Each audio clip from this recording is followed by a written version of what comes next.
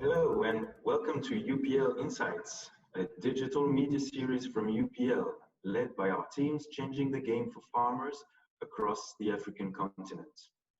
My name is Florent Clair, and we are recording a new series of episodes as part of UPL's participation in the World Cocoa Foundation annual partnership meeting.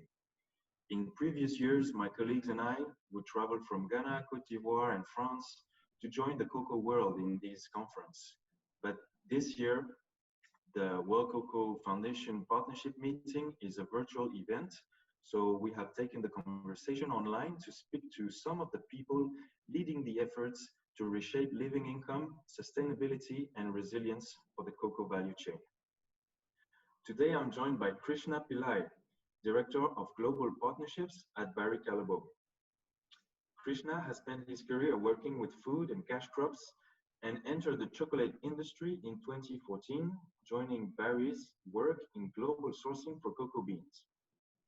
Krishna's current work focuses on the sustainability of the cocoa sector, working from the farm to the factory gate on responsible agricultural practices. In this episode, we will be looking at a topic central to the resilience of cocoa farmers, and maybe also to the future of cocoa production worldwide, and something that we have actually advocated very strongly for in UPL for the last 30 years, working in West Africa. The topic is crops and income diversification. When we launched UPL Insights at the AGRF last month, we spoke to Chris Brett, who leads the World Bank agriculture work worldwide.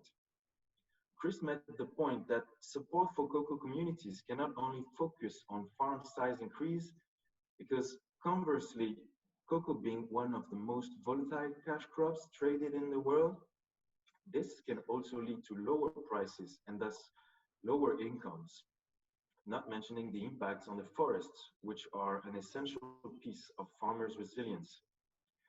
This is where diversification comes in. What if we could improve the yield on existing cocoa farms, while at the same time freeing up arable land for cultivating secondary crops like maize, veggies, or rice? This would be a double win for the farmers and the forest. This is the conversation we have been leading with the cocoa value chain through UPL's work in West Africa, bringing together agro-coaching, high-quality inputs, and dialogue to build resilience and income in the farmer households. And one of the partners we have been working with on this shared mission is Barry Callebaut. So I would really like to ask you, Krishna, how the conversation around crop diversification has grown and changed in your time at Barry Callebaut. First of all, thanks for inviting me to this conversation, Flora. It's a very relevant topic. And just to give you a background, Barry Callebaut has a farm services division. We were focusing on mainly cocoa-related extension services, like providing inputs and training and good agricultural practices. But lately, as you explained, cocoa being a very volatile commodity in terms of prices, we thought we should really help the farmers in diversifying their income. And obviously, you know, we have a set target as Barry Callebaut. We launched the Forever Chocolate initiative, which has a target to lift 500,000 farmers out of poverty by 2025. So we realized that just focusing on cocoa as a main crop may not be feasible to reach this goal. So that's why we really looked at farm income diversification as another alternate, you know, a methodology to increase or boost the farmer income or the household income of cocoa farmers. Maybe just to add another background, our target was to lift 500,000 farmers out of poverty, which is the extreme poverty line, which is a basis of $1.9 per household member per day. But recently, you know, the conversation has shifted to a living income, which is maybe for Cote d'Ivoire, it is a bit higher in terms of $2.49 per household member per day. and while Ghana has a target of around 2.16 US dollars. So the benchmark has been lifted, and we definitely understand that with only cocoa, with limited resources available, the farmer household may not be able to reach the living income. So that's why income diversification really is important, and to in terms of risk management for the household as well. Yeah, do you think this is an important part of your role as a I would say, essential piece of the cocoa value chain? Why do you see that that activity so important to your job? As I explained, the targets there are two components of risk management. One is the food security, and second is the overall income stability for the household. And I think the support, I mean, there is already subsistence farming existing with almost all cocoa households. So when we do, we have an extensive database of our cocoa farmers, and I think it's one of the best in the industry. We have a lot of information on their choices, and it varies between regions and and localities within a country. So it's a complex exercise, and I think the data we have helps us to really support the farmers in identifying the crops which are localized, which can be consumed at home as a part of home nutrition, and there should be a surplus to sell in the nearest market. So it is important because of the reason I told you, with cocoa income only, it's very difficult for the cocoa farmer to be resilient to shocks in the market in terms of prices, and obviously the yield risk because of climate change just on cocoa. Right. Can you tell us a bit maybe on the history of Barry Callebaut? When did the company start working on these sustainability programs with the farmers, and when did that question of diversification came in, and when did you start the conversation at Barry Callebaut on that topic? Yeah, I mean, we actually, after launching the Forever Chocolate initiative, which was in 2017, we, in the year of 2018, we actually launched a set of pilot projects, mainly in Brazil, Indonesia, Cote d'Ivoire, Ghana, and Cameroon.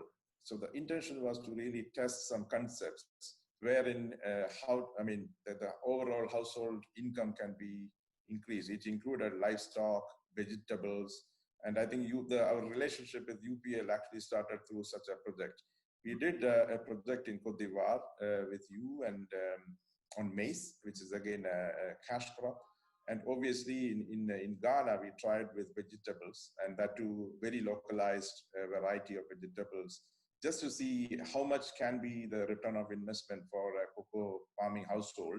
And again, to test the route to the market, because as we understand through the pilots, the biggest challenge will be, again, if you produce surplus, where do you sell?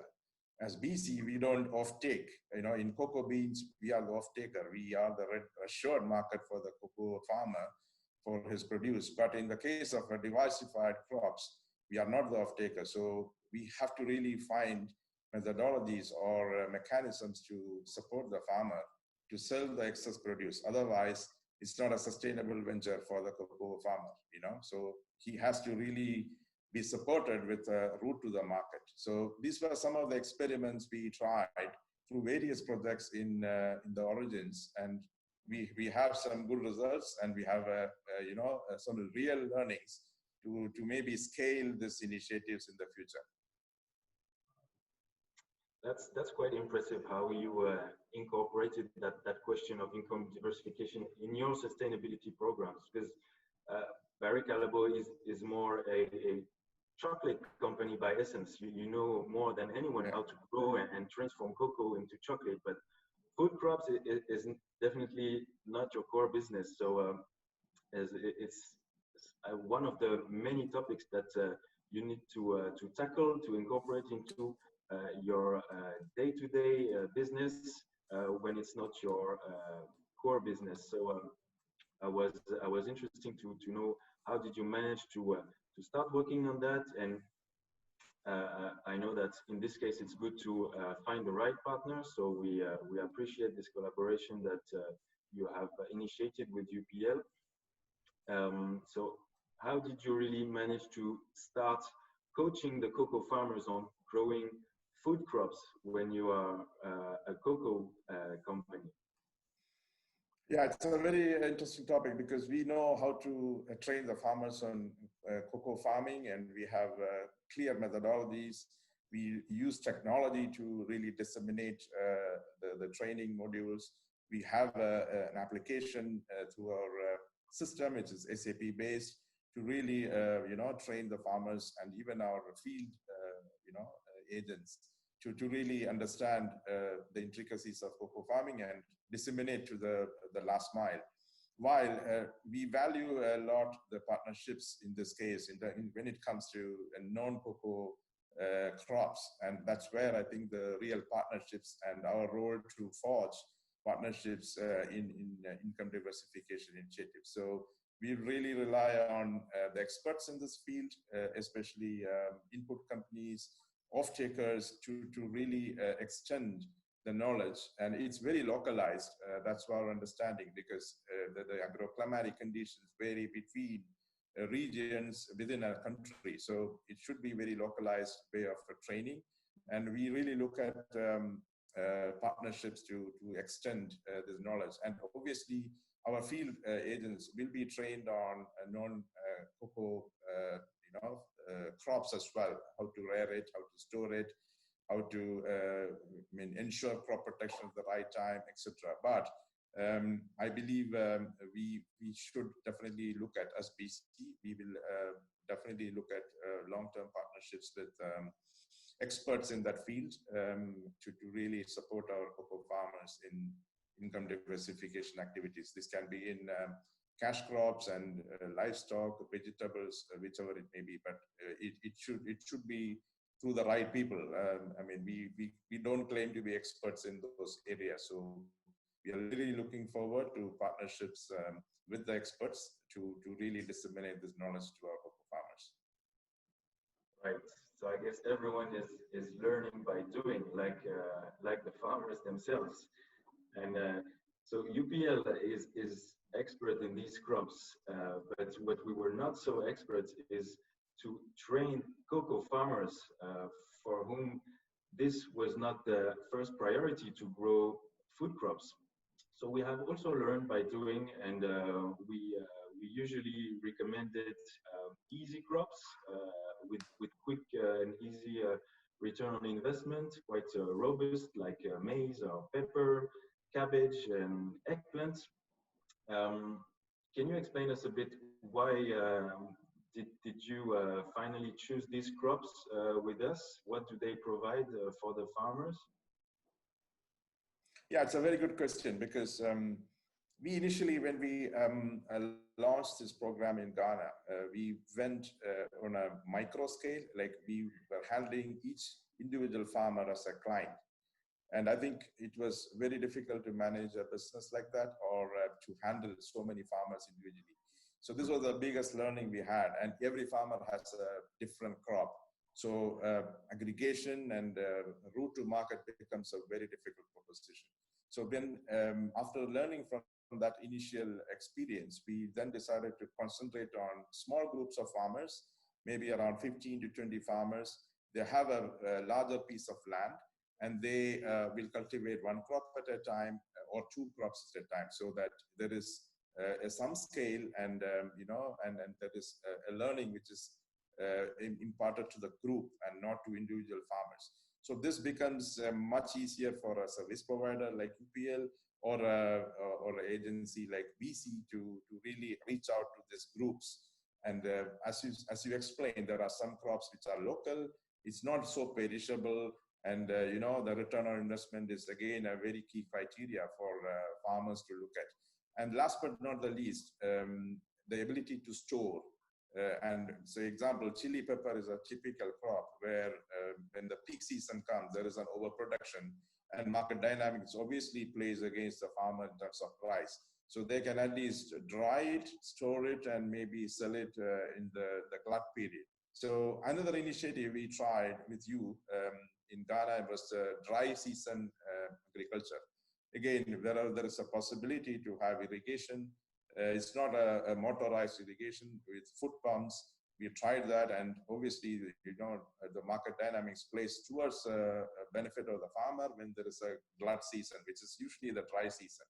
So we will have to play all these factors, which is agroclimatic conditions, the choice of the crop, the route to the market, and obviously the price trends to maximize the return to the farmer. So that's where the whole elements of agriculture comes into play, and this is where we believe the right partnerships and the right choices makes a lot of difference for the smallholder.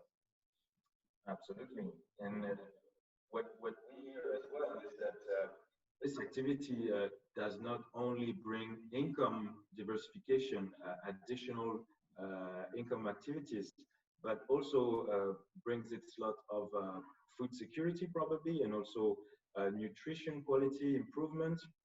How do you see this project, these programs becoming maybe even more relevant with the COVID-19 crisis going on? Because you're also working on the resilience of farmers, on their income activities, but also on their food security and health in the end. Absolutely. So a very relevant point, and one more point to really concentrate is on the role of women in these groups. So when we form the village level or saving association or village loan and saving association, this is a group of farmers, and this definitely involves the women in the household. And as you said, a part of the produce, especially on vegetables or even livestock, is consumed at home.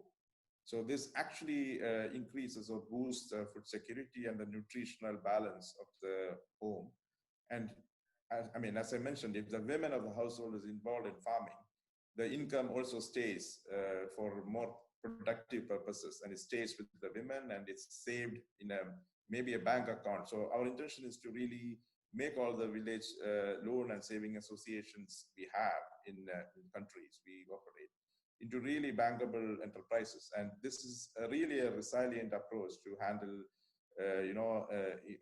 the pandemic which has hit now is really a real time to test the strength of such institutions. So we strongly believe that such small village level institutions with the support from people like Barry Callebaut and other institutional players can play a big role in bringing more resilience to these shocks, basically, COVID or any other shock which is maybe related to climatic shocks or price shocks. Various types of macroeconomic impacts can be absorbed in a right way with the empowerment of such institutions on the ground. So very true that this initiatives will largely support to absorb such macroeconomic shocks, which are beyond the control of a farmer.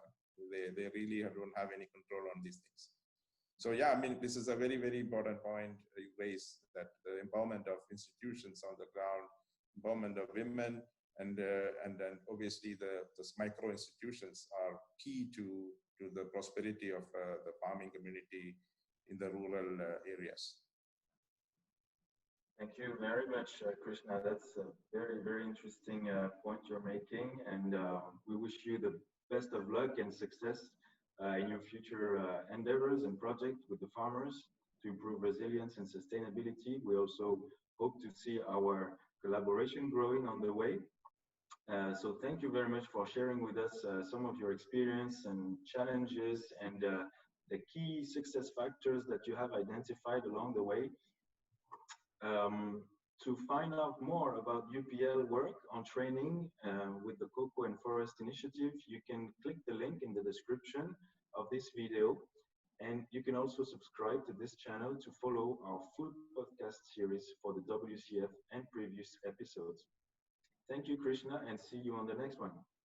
Thanks a lot.